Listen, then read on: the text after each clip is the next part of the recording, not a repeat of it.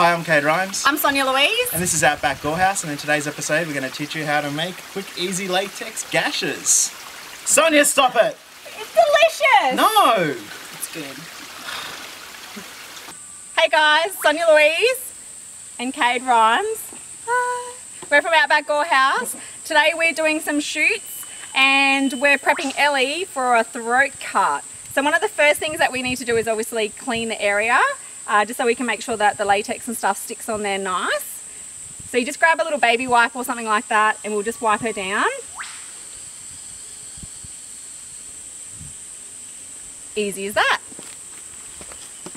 And then next we grab our latex that we're going to be using. Brush on. From that here to here. And we'll just use a little cotton wool bud and grab a little bit on there, just like that. We'll just put it along where we're going to be doing it. Just make sure too, guys, also that before you put latex on someone, just make sure you do a test patch just to make sure they're not allergic and stuff to it. So we're just going to brush along here.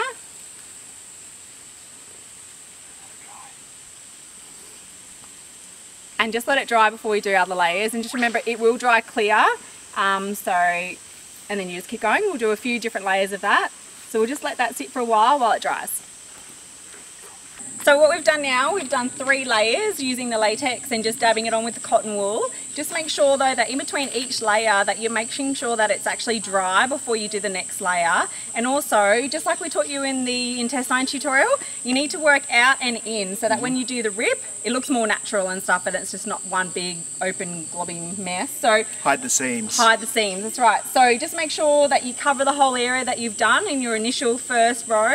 And then work down into there. So yeah, and just let it dry. Make sure you let it dry, otherwise it will go a bit funny. So as you can see here, you can see that there's a slightly different kind of orangey colour, which is the outside, and as you move into the middle bit here, you can see that it's a different colour because this bit hasn't actually dried. You can see the latex here which has. So we're just going to do one of our final layers, and we're just going to dab it, as you can see, just along the middle. So this is going to be where the rip is. And we're only doing the middle section as we're working in. Just around there. And we're not going all the way, so that way it hides the seams and we can rip her open later. Okay, so now we have our second victim, Jodie. What we're going to do is we're going to give her 2 big cuts along her back. So we've got the latex and the cotton wool. And what we're going to do is we're just going to grab it. And as you can see, I've already started down here. So we're just going to do slight little jabs along here, all the way to as long as you want it to go. So we're going to do one here and again another one down here. Make sure you let it dry before you do the next layers. And we'll do them a little bit thicker as well, just to start off with, because we want to obviously work in later so we can rip them out. So I'll see you soon. Hey guys, this is Anna, one of our other victims that we've got today.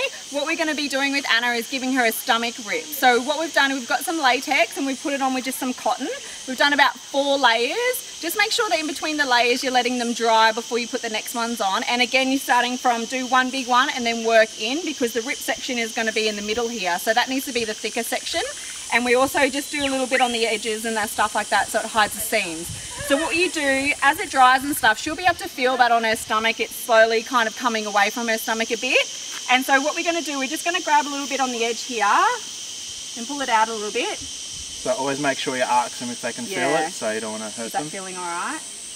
I kind of don't want to pinch her. It's quite thick, so you've actually got a lot of error room, so... Okay, so we're just going to rip a little hole in here, just like that, and then we're just going to rip along the edge, rip it across. So just make sure you check with them, obviously, that you're not pulling at their skin and hurting them.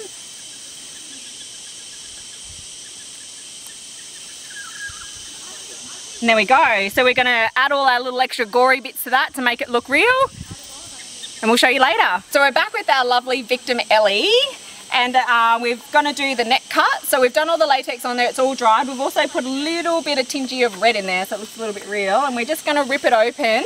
So again, we're just going to start from the middle and the thicker section. We're going to try and tear it. Just make sure, again, you make sure that you don't hurt them and check with them all the time that it's feeling alright. These can be rather sensitive areas, so you don't want to be pinching their neck. You can also get a metal spatula from your local makeup store, so they use that for putting on wax and different things, and you can get that in there and cut it open a little bit. So you can see there's a little hole in there, so now we're just going to rip across. Slowly and carefully.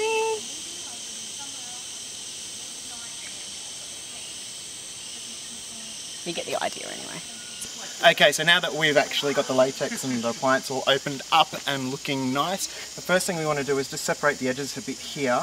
Now always make sure that you get us just a nice little sponge and powder it with some powder just so the latex doesn't stick to itself, unless you want it to kind of have that little stickiness, which is sometimes cool and different effects that can be used. Now that we get some cream grease-based makeup, so you can get this online or check out Crazy Clark's dollar cent stores, dragonflies flying past. Welcome to Australia, outback guys. So yeah, you can get it from different dollar stores and different places, cheap makeup places. And so we've got red here and black. So what we're going to do is get a bit of the red. So just get a makeup sponge that you can also get from the same $2 stores. And so we're going to open it up and start painting on the inside just to give it that foundation of red. So once that's all done, we will then use some black to give it depth. So shading and lighting, the artists will know that that creates the illusion of depth. So once we've got a bit of basic red there, we will then grab a little bit of black and just do it on the edges ever so gently. Blend it in. So just to give it that look of ickiness. So, and then cover it with more red.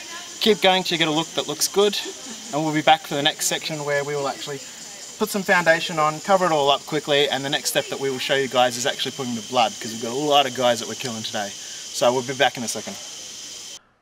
So sadly the footage of us applying the gore and the blood was lost today, so we didn't want to ruin it for you guys, so we have some pictures of us just adding, as you can see, the final touches here with the foundation on the stomach cut, and then in the next few pictures you can see that we added some blood, did some gore, and the final effects as they were used in the first start of the video with everybody all around us.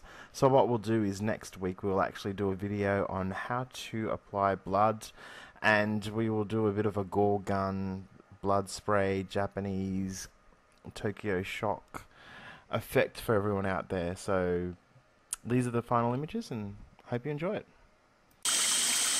Good evening. My name's Anna Straker, and I am solving world hunger.